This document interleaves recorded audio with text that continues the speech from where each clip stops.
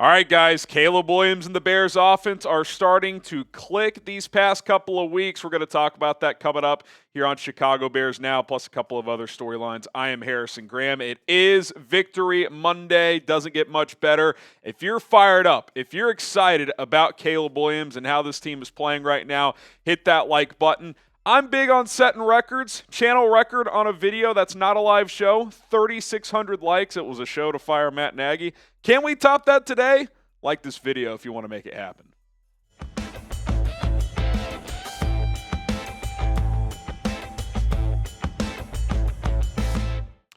Public service announcement, Bears fans. It is okay and quite frankly encouraged for you guys to get excited about Caleb Williams and where this Bears offense is going, because these last few weeks, and really from week 1 to week 5, which we'll outline in a little bit, the improvement has been evident, and it's been very, very fun to watch. You look at what he did against Carolina, very efficient, accurate, deep ball accuracy. I thought he had everything going in this game, and it really all came together because last week against the Rams, he was very efficient but missed some of the downfield shots that you'd like to see him connect on.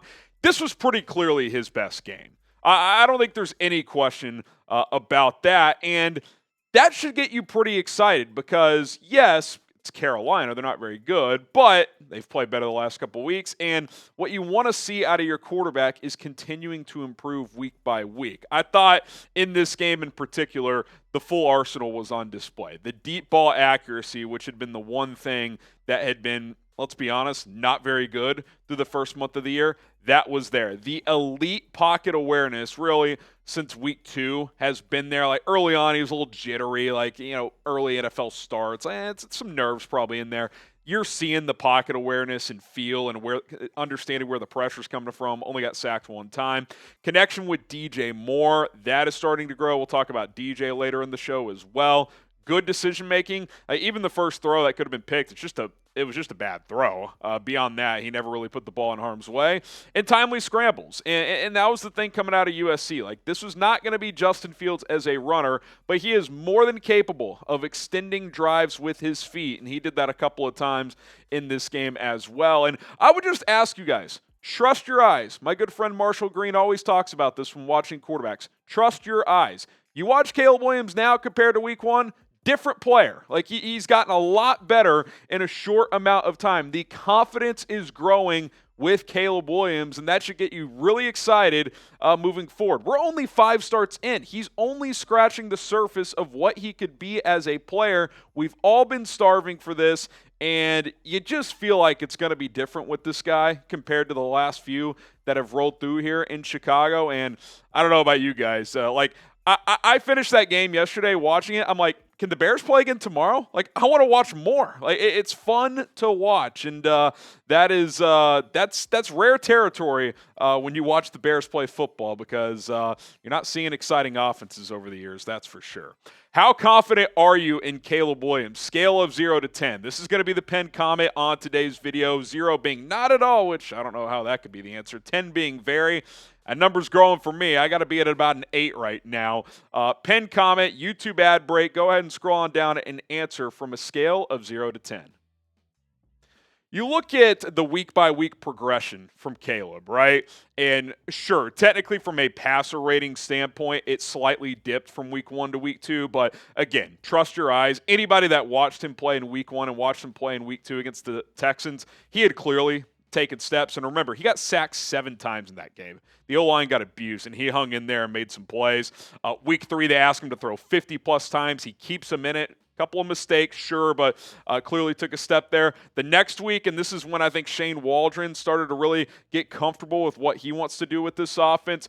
Very efficient, missed some downfield throws, but clearly his cleanest game as a pro. And then again, yesterday against the Panthers, full display, efficient, explosive, accurate, confident. Like, you just saw it. You saw it. Like, sometimes you watch and you're like, yep, that's what it's supposed to look like. That's what we thought we were getting when we drafted him out of USC. And this is what you want. You want linear progression from a young player, regardless of the position, but especially at quarterback. Now, that doesn't mean he's not going to have a setback game at some point, but like, If he has a setback, then go have 2 great games after that, right? Like, you want it to be like this, linear. Okay, maybe a down game. Okay, keep going up. And by the end of the season, you're at an 85 on the 100 scale when you started at a 0. So that is what you're hoping for. And again, like, go rewatch the Tennessee game in week 1 and then go watch yesterday. Different player. Like, it just, and it makes sense, right? He's seen 5 games of NFL reps now. And sure, certain competition's tougher than others. Tennessee's a better defense than Carolina. I promise you, if they played the Titans again, he'd play much better. Like, because he's more comfortable, because he's seen more live reps in the NFL. So it's pretty exciting. Like I said, it's fun to watch. I mean, I wish they were playing tonight. Like, can they play on Monday Night Football? Screw the Chiefs and the Saints tonight. Let's watch the Bears again. I'm pretty excited about this team right now, and it's week by week. It doesn't mean they're going to go win 12 games. It doesn't mean Caleb's going to be awesome all year, but I feel pretty good about where this is heading with this quarterback, and I think you guys should too. Like, again, I'm encouraging you guys to be excited. You can take the handcuffs off yourself as a fan. It's going to be a fun ride. Doesn't mean it won't be bumpy, but it's going to be a roller coaster you're not going to forget. That's for sure. All right, help us out. Bears Now is closing in on our next subscriber milestone. We're 135 subs away from 104 on the channel. Your guys' support has been amazing.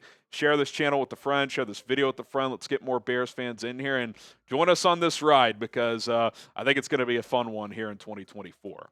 All right, coming up next, we got some more Bears news and, sort of overreactions, more of just some other storylines coming out of yesterday's game against the Carolina Panthers. But first, I got to tell you about our sponsor. The ticketing sponsor of this show is Game Time. And if you went to the Bears-Panthers games, I hope you got your tickets with Game Time because they're going to get you the best deal, the best price available. And get out to Soldier Field, man. Go watch the Bears play because they're pretty fun to watch right now, but got all kinds of sports, right? The Bulls are basically back. The Blackhawks are back. You've got playoff baseball, depending on where you live, if you want to go check out a game as well. Concerts, comedy shows, and a whole lot more. Time to get off the couch and go to some of these live events because it doesn't get much better. Their new feature called Game Time Picks makes getting tickets to see your favorite teams and events play much easier. It'll filter out the fluff to show you the best deals on the best seats so you don't have to scroll through thousands of tickets and just waste a bunch of time. Whether you're getting tickets for a sporting event, comedy show, theater, or concert, Game Time has you covered with views from the seats, super deals, which are the ultimate best bang for your buck, and last-minute tickets for the lowest price guaranteed. So I ask you to do this. Download the Game Time app right now, big white letter G, black background in your app store. You'll know you're in the right place. Use code CHATSPORTS. Get you $20 off your first purchase only. That's CHATSPORTS, all one word, for $20 off. Terms apply. Download Game Time today. What time is it? It's game time.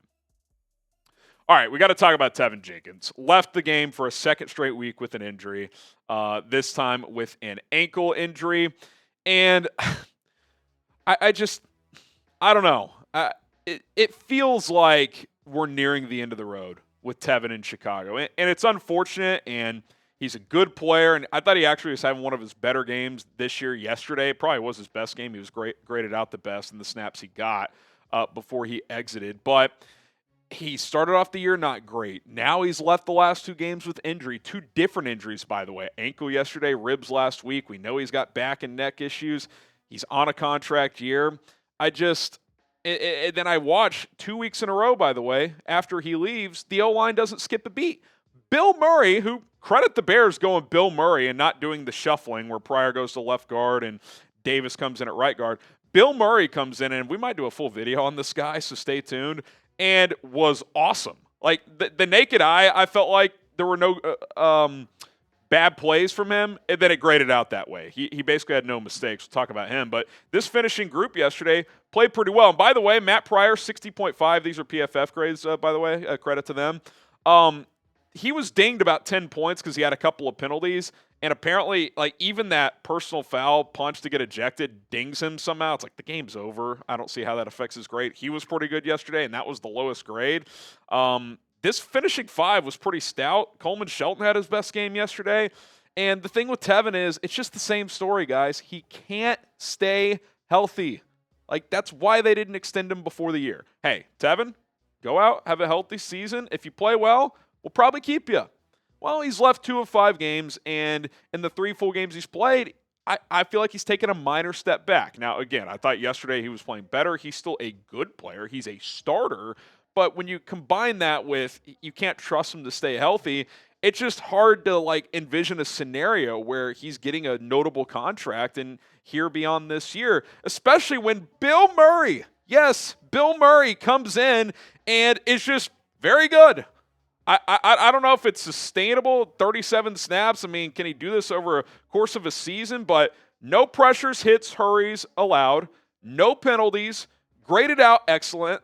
I want to see more. I mean, I'm watching yesterday. I'm like, I want to see more of Bill Murray. I don't know which 5 you put out there. I don't know the combination you do. Do you just stick with what finished yesterday? Maybe it's one of those where you just, even if Tevin's cleared, do you just give him a week off?